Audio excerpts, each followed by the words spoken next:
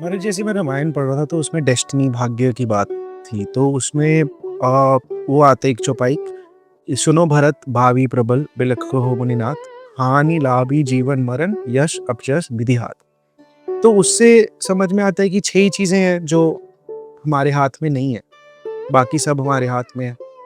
अब वो 6 चीज़ें देखी जाए तो वो 6 चीज़ें पूरी ज़िंदगी ही कंक्लूड कर देती है, जीवन मरण जस अपजस और सुख दुख। तो हमारे हाथ में फिर बचता क्या है?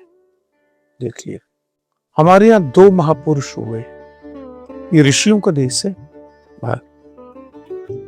और सनातन धर्म जो है ये वैज्ञानिक धर्म है। तुमने रोरी चिपका दी, मूर्ति के नाक पर गुड़ चिपका दिया, पेड़ा चिपका दिया, भक्ति होगी। नो, वो उपासना की एक पद्धति है, लेकिन सनातन धर्म पूरा विज्ञान है। हम तिलक लगा रहे हैं, ये केवल धर्म नहीं, विज्ञान है। हम चोटी रख रहे हैं, ये धर्म नहीं, विज्ञान है। ये पूरा विज्ञान है। जनेऊ हम धारण करते हैं, टोटली विज्ञान है। हम तुलसी पहनते हैं, ये टोटली विज्ञान है। एक परत होती है ना आकाश में, ओजोन, मालूम है आपको? ओजोन होती है। न्यूजीलैंड में, ये 10-12 साल पहले की मैं बता रहा हूं, न्यूजीलैंड कितना साफ सुथरा देश है, कितना साफ सुथरा देश है। वहां स्किन कैंसर होने लग गए 12-13 साल पहले, और बड़े चिंतन में पड़ गए कि भाई ये स्किन के कैंसर क्यों हो रहे हैं।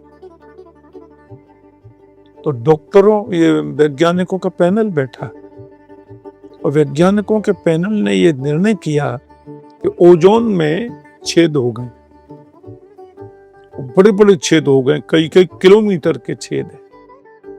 सूर्य की जो किरणें हैं उसको सहने की ताकत हमारे शरीर में नहीं है। सूर्य की किरणें जो प्रखर पड़ती हैं वो ओजोन से टकराती हैं पहले, और ओजोन से निकल कर के फिर वो किरणें जितनी मनुष्य को या जीवों को चाहिए उसके आधार पे हमको मिलती है। अब ओजोन में हो गए छेद हमारे प्रदूषण से। बहुत गंदगी प्रदूषण इधर हो गया ना, साउथ अफ्रीका हो या इधर उधर, बहुत, भारत भी उसमें है, चाइना सबसे आगे है। तो अब इस ओजोन को कैसे, छेद को कम किया जाए। फिर डॉक्टरों ने चिंतन किया, तो कहते हैं 8 साल उनको लगे रिसर्च करने में कि ओजोन को मजबूत करने की ताकत केवल 2 वृक्षों में है। एक है तुलसी, एक है पीपल। हम जब तुलसी में सवेरे पानी चढ़ाते हैं और उसमें दीपक रखते हैं, उससे तुलसी में से ओजोन निकलती है, ओजोन गैस निकलती है। और दूसरा वृक्ष है पीपल। पीपल में हम पानी चढ़ाएं, फिर वहां दीपक जलाएं या अग्नि लगाएं, तो पीपल में से भी वो ओजोन निकलती है। तो हमारी ऋषियों की वैज्ञानिक रीति देखो आप, वैज्ञानिक रीति है ना, ऐसे तो लोग करेंगे नहीं। घर घर तुलसी ठाकुर सेवा, हर घर में तुलसी रखो। माताएं बहनें सुबह स्नान करेंगी, फिर तुलसी में पानी चढ़ाएंगी, फिर वहां दीपक जलाएंगी। पुरुष लोग हाथ अपना लिए नाश्ता से पहले, फिर वो आएंगे, पानी चढ़ाएंगे, दीपक जलाएंगे। पूर्णिमा की पूर्णिमा गांवों में हजारों माताएं पीपल को पानी चढ़ाती हैं और फिर हजारों दीपक जलाती हैं, उसमें से ओजोन निकलता है। तो ये अध्यात्म है पर विज्ञान है। तो हमारे यहाँ जो वैज्ञानिक संत हुए उनमें 2 संत बड़े प्रबल हैं। एक हैं वशिष्ठ, जिन्होंने ये कहा है, सुनहु भरत भावी प्रबल बिलख कहु मुनिनाथ, हान लाभ जीवन मरण जस अपजस विद्या। ये वशिष्ठ कह रहे हैं। दूसरा संत है विश्वामित्र। विश्वस्य आसमंतात मित्र है विश्वामित्र, और दोनों में रहता टकराव। विश्वामित्र के भी 100 पुत्र थे और वशिष्ठ के भी 100 पुत्र थे। इन्होंने उनके 99 पुत्र मार दिए, उन्होंने उनके 100 पुत्र मार दिए। इतना टकराव दोनों में रहता था। दोनों वैज्ञानिक हैं, दोनों ही विद्वान हैं, दोनों ही आध्यात्मिक हैं। विश्वामित्र कहता है हाँ लाभ जीवन मरण जस अब जस नो विधि हाथ नहीं है हमारे यहाँ, हम चाहेंगे तो इसको बदल सकते हैं। और विश्वामित्र ने यह करके दिखाया। आपको पता हो, कथा सुनी हो, तो विश्वामित्र की ब्रह्मा से झगड़ा हो गया, विधाता से। बोले मैं दूसरी दुनिया बना के दिखाऊंगा, और विश्वामित्र ने दुनिया बनाई, अजीब तरह की बनाई।